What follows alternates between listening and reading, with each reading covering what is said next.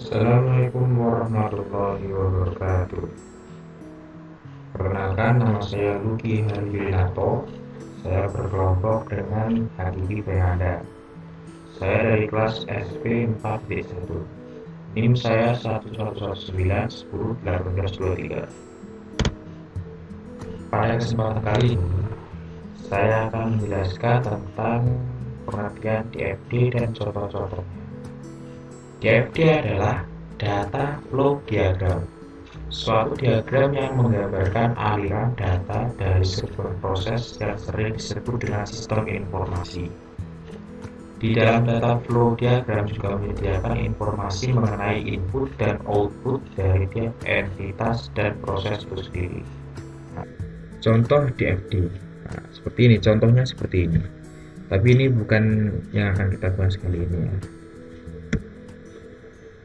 Objek-objek pada DFD. Yang pertama adalah proses, yang kedua entitas luar, yang ketiga data flow atau aliran data, yang keempat data store atau penyimpanan data, yang kelima adalah boundary. Nah, ini yang saya buat. Saya di sini mempunyai dua entitas luar, yaitu admin dan pegawai piket. Saya jelaskan, dari admin flow-nya itu aliran datanya ke sistem informasi absensi PNS Pemkab Banyuwangi. Dari admin memasukkan data pegawai, dari sistem informasi mengeluarkan laporan, mengeluarkan data pegawai piket dan data absensi yang menuju ke admin. Dan dari pegawai piket memasukkan absensi. Dari admin kita bisa lihat ini. Dari admin memasukkan data pegawai eselon ke data pegawai piket. Nah, dari data pegawai piket disimpan ke pegawai piket. Ini data store. Pegawai piket, pegawai dan absensi itu data store. Yang kedua, dari admin ke data pegawai, dari admin ke data pegawai, memasukkan data pegawai lalu disimpan ke data store pegawai. Nah, yang ketiga, pegawai piket memasukkan data absensi pegawai tadi ya, memasukkan data absensi lalu disimpan di data store absensi. Nah, dari ketiga data store, pegawai piket, pegawai dan absensi mengeluarkan output yang langsung masuk ke data absensi. Yang terakhir, dari data absensi mengeluarkan output laporan yang langsung menuju ke admin. Nah, seperti itu. Selanjutnya, pegawai piket itu bisa menambahkan absensi. Dari pegawai piket, aliran datanya ke tambah absensi disimpan ke data store absensi. Nah, lihat absensi menuju ke data store absensi juga. Pegawai piket bisa mengupdate juga, pegawai piket bisa menghapus juga. Semuanya menuju ke data store absensi. Nah, seperti itu.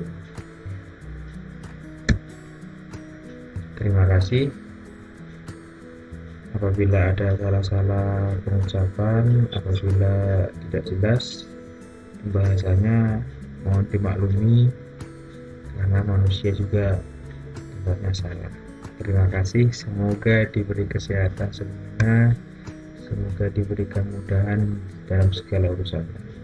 Semoga sehat semuanya, amin. Terima kasih. Wassalamualaikum warahmatullahi wabarakatuh. Assalamualaikum warahmatullahi wabarakatuh. Saya Hakiki Fernanda dengan NIM 119101816 kelompok dengan Luki Hari Yulinarto 11910183. Di sini saya akan menjelaskan tentang DFD yang telah saya buat bersama Luki Hari Yulinarto.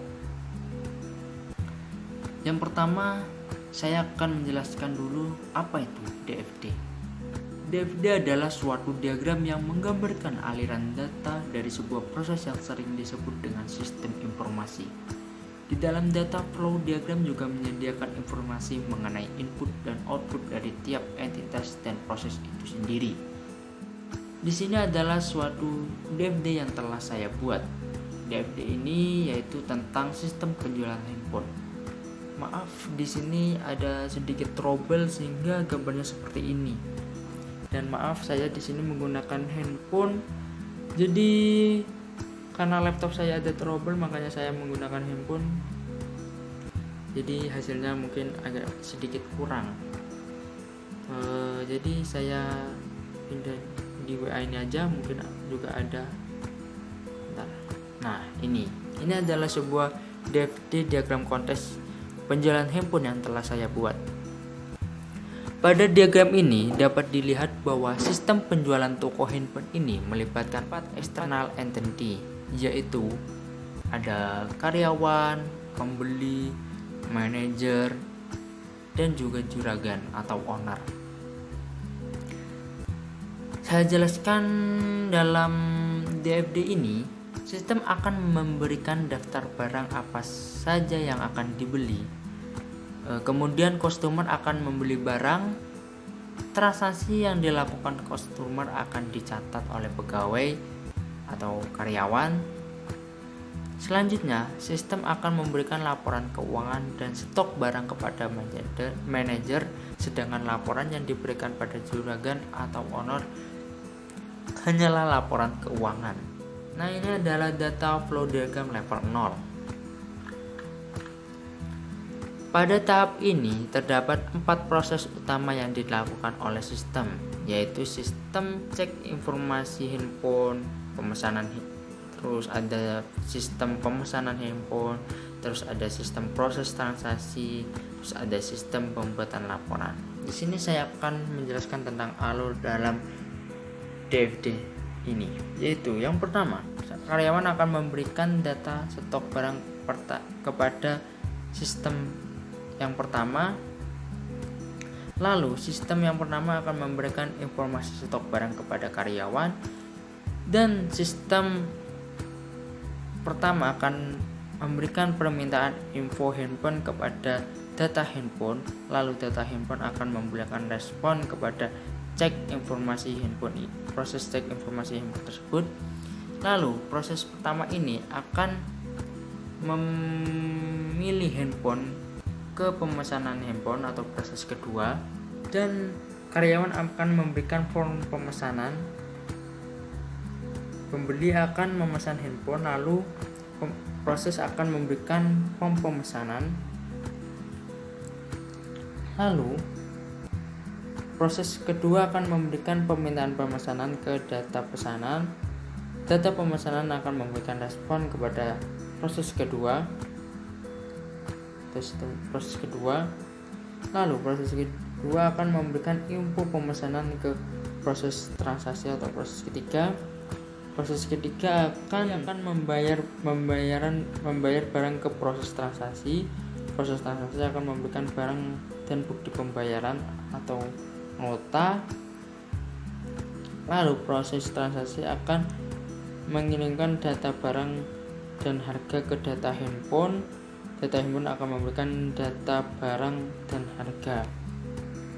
Lalu proses transaksi akan ke pembuat laporan. Nah, pembuat laporan ini diberikan kepada juragan dan manajer. Data handphone yang pertama ini juga memberikan data stok barang dan harga ke pembuatan laporan. Data pesanan 2 juga memberikan data pemesanan kepada pembuat laporan. Lanjut ke data flow diagram level 1. Proses 1, pemesanan stok barang. Tahap ini adalah penjabaran dari proses pertama pada DFD. Sistem akan melakukan pemeriksaan barang terlebih dahulu. Setelah barang tersedia, pembeli akan mengisikan form pembelian. Setelah itu, pegawai mengentri data pengisian form yang telah diisi oleh pembeli ke daftar handphone dan penyiapan produk pemesanan.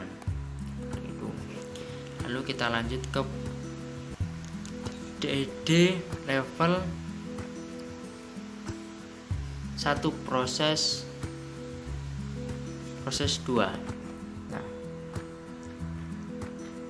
pada tahap ini dapat dilihat bahwa pembeli akan melakukan pembelian barang, kemudian sistem akan memberikan harga barang dan bukti pembayaran, kemudian sistem akan menyimpan data tersebut ke dalam data persediaan barang agar pada data persediaan barang diupdate lagi perubahannya. Lalu kita lanjut lagi ke data flow diagram level 1 proses 3, yaitu pencatatan data. Pada proses ini pembuatan laporan barang akan dilakukan. Sistem akan mengambil data barang dan data stok barang pada data stok barang, kemudian akan mengolahnya dan laporan jumlah stok barangnya akan diberikan kepada manajer. Selanjutnya adalah pembuatan laporan transaksi penjualan. Data-data untuk pembuatan laporan transaksi penjualan barang akan diambil dari data store transaksi, kemudian akan diolah dan akan menghasilkan laporan keuangan yang akan diberikan kepada manajer dan owner atau juragan. Seperti itu. Di sini adalah contoh ERD yang telah saya buat. Di sini ada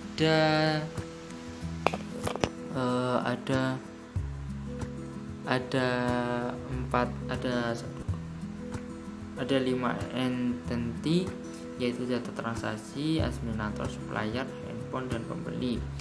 Dalam data transaksi ini ada 5 atribut, yaitu ID handphone, nama handphone, harga jual, vendor, dan jumlah barang. Hingga pada atribut administrator ada ID admin, nama admin, ID divisi, nama divisi. Sedangkan pada supplier ada nama supplier, ID supplier, nama perusahaan, dan ID perusahaan. Dan pada handphone ada ID handphone, nama handphone, stok, harga barang, vendor, rincian, kondisi, dan harga jual. Sedangkan pada pembeli ada ID pembeli, nama pembeli, jenis kelamin, umur, tanggal lahir, dan alamat. Seperti itu. Cukup sekian presentasi dari saya. Terima kasih. Semoga kita selalu diberikan kesehatan oleh Allah Subhanahu wa Ta'ala dan diberikan kemudahan dalam segala urusan. Semoga wabah COVID-19 di dunia ini cepat diangkat dan kita bisa menjalankan kehidupan normal seperti biasanya. Terima kasih. Saya Kiki Fernanda. Wassalamualaikum warahmatullahi wabarakatuh.